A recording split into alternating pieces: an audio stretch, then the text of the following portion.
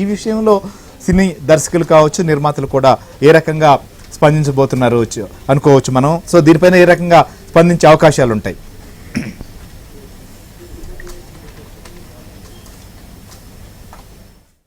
Right, మనం చూస్తున్నాం. So ముఖ్యంగా షూటింగ్స్ కావచ్చు లేదా ప్రస్తుతం లొకేషన్స్ విషయంలో కూడా తెలంగాణ అనేక ప్రాంతాలు, అనేక ఆలయాలు కూడా ఉన్నటువంటి నేపథ్యంలో వాటికి కూడా ప్రాచుర్యం కల్పించాలనేటువంటిది ముఖ్యమంత్రి ప్రతిపాదించినట్లుగా తెలుస్తోంది. దీంతో పాటుగా డ్రగ్స్ కావచ్చు, వీటిని సమాజం నుంచి ఏ రకంగా లేకుండా చూడాలి, దీనికి కూడా సినిమా ఇండస్ట్రీ సంబంధించినటువంటి సపోర్ట్ కావాలి.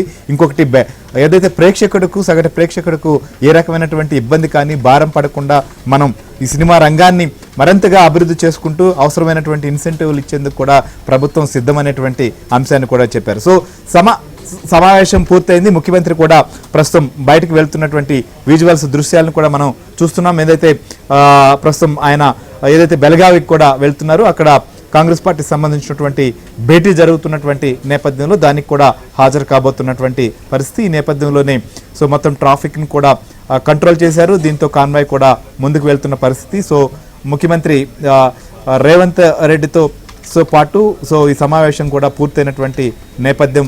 సో మొత్తానికి సినిమా రంగం సంబంధించినటువంటి ప్రముఖులు హాజరైనటువంటి నేపథ్యంలో నటులు కావచ్చు, నిర్మాతలు, దర్శకులు, కీలకమైనటువంటి వారందరూ కూడా ఈ సమావేశంలో పాల్గొన్న నేపథ్యంలో మొత్తం అన్ని అంశాలపైన కూడా మరికొంత సేపట్లోనే అటు ప్రభుత్వం వైపు నుంచి ఇటు సినిమా ఇండస్ట్రీ నుంచి కూడా స్పష్టత రాబోతోంది. సో ప్రభుత్వం వైపు నుంచి కూడా ప్రతిపాదించిన అంశాలు లేదా ప్రభుత్వం చర్చించినటువంటి విషయాలను కూడా సో మంత్రి కోమటిరెడ్డి వెల్లడించేటువంటి అవకాశాలు కూడా ఉన్నాయి. లేకపోతే ఉమ్మడిగా కూడా వీరు జాయింట్ ప్రెస్ మీట్ కూడా నిర్వహిస్తారనేటువంటిది కూడా డిస్కస్ చేస్తున్నారు. దానిపైన కూడా ఒక స్పష్టత రాబోతోంది. మొత్తానికి సినిమా రంగానికి ప్రభుత్వానికి సంబంధించినటువంటి మధ్య గత కొద్ది రోజులుగా జరుగుతున్నటువంటి చర్చకు కూడా ఫుల్ స్టాప్ పెట్టే విధంగా ప్రస్తుతం అయితే ఈ సమావేశం జరిగిందని మాత్రం స్పష్టంగా